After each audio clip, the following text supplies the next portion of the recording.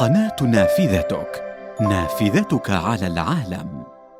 الألماس السائل هو الاسم الذي يطلق على عدد من العطور في العالم نظراً لأنها باهظة السعر وتعد الأغلى حول العالم، وبجانب ذلك فإن لها رائحة مميزة تعيش في القلوب.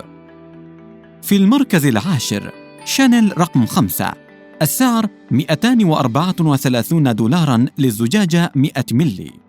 هو العطر الباريسي الأول الذي أطلقته مصممة الأزياء الشهيرة كوكو شانيل، وما زال يباع بشكل مستمر منذ عرضه لأول مرة في عام 1921. وقد وصف هذا العطر بأنه أكثر عطر أسطوري في العالم، ويتربع على قمة مبيعات العطور حول العالم.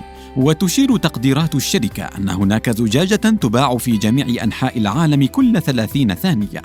وما يميز هذا العطر هو رائحة زهور الداليا، والتي تستمر لفترة طويلة بعد رشة واحدة، ومع ذلك تختلف عن جميع العطور التي تستخدم فيها نفس الزهرة. في المركز التاسع عطر شاليني، السعر $900 لزجاجة سعة 29 ملي ونصف الملي. هو من العطور التي صنعها موريس روسيل، والشهير بصنعه عطوراً فاخرة ومميزة وذات رائحة لا مثيل لها، بجانب أنه يبتكر مكونات خاصة به في كل العطور يستخرجها من الكزبرة والإيلينغ وزهر البرتقال. وعطر شاليني ذو رائحة فاخرة عميقة لاحتوائه على خشب الصندل مع المسك والفانيليا. في المركز الثامن عطر كارونز بوافر، السعر $1000 لزجاجة سعة 59 ملي. عطر رائع يأتي معبأ في زجاجة أثرية جميلة بشكل مذهل، زجاجها مغطى مع بلورات من الكريستال ومعها قلادة من الذهب الأبيض. في المركز السابع عطر رالف لورين بيرفيوم نوتوريوس، السعر $3540 للزجاجة. يعتبر هذا العطر من أغلى العطور في العالم على الإطلاق، ويباع في محلات هارودز فقط. في المركز السادس عطر شركة بكارا، السعر $765 لزجاجة سعة 29 ملي ونصف الملي. اشتهرت شركة بكارا بصنعها زجاجات خاصة للعطور من الكريستال الخالص والمزين ببلورات من الزجاج، وقد قفزت بكارا إلى عالم العطور بقوة بعطر للاغمي ساكري دي تيبي. في المركز الخامس عطر ذا بولت اوف لايتنينج من جار بيرفيومز، السعر $765 لزجاجة سعة 29 ملي ونصف الملي. عطر مميز من مصمم المجوهرات الشهير جويل روزنتال، عطر قوي يخلب العقول ولا يمكن وصفه، فعندما تستنشقه تشعر وكأنك فتحت الباب بعد ليلة ممطرة.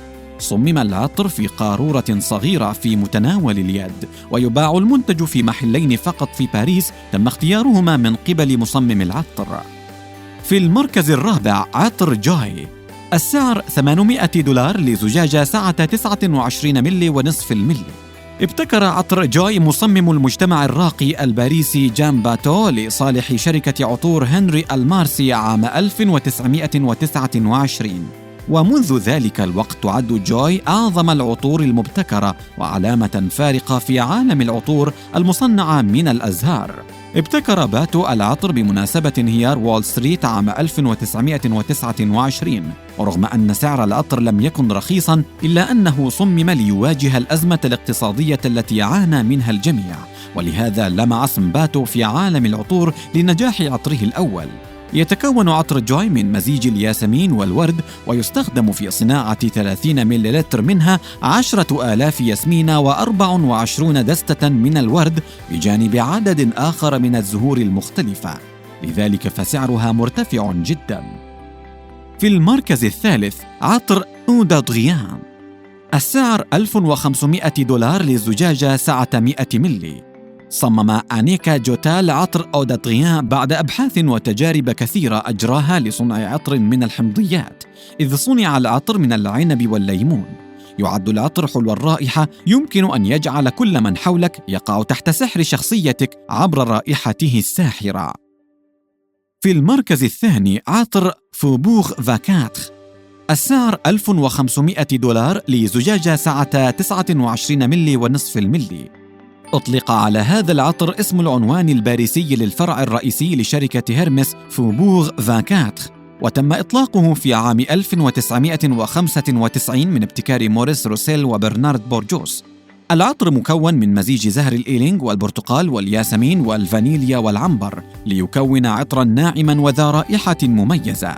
طرح العطر في نسخة محدودة بيع منها حول العالم 1000 زجاجة فقط. في المركز الأول عطر كلايف كريستيان بيرفيوم، السعر $215,000 للزجاجة. رغم أن سعر عطر كلايف كريستيان بيرفيوم يبلغ $215,000 أمريكي، إلا أنه لا يعاني من ندرة المشترين له، بل على العكس فهو يحقق مبيعات كبيرة. وهو عطر فريد يحتوي على مزيج من الياسمين والهيل والقرنفل والليمون والبرغموت، بجانب زجاجة مذهلة تحتوي على ألماس خالص في قمتها، وهو ما يبرر السعر المرتفع للعطر. قناة نافذتك، نافذتك على العالم.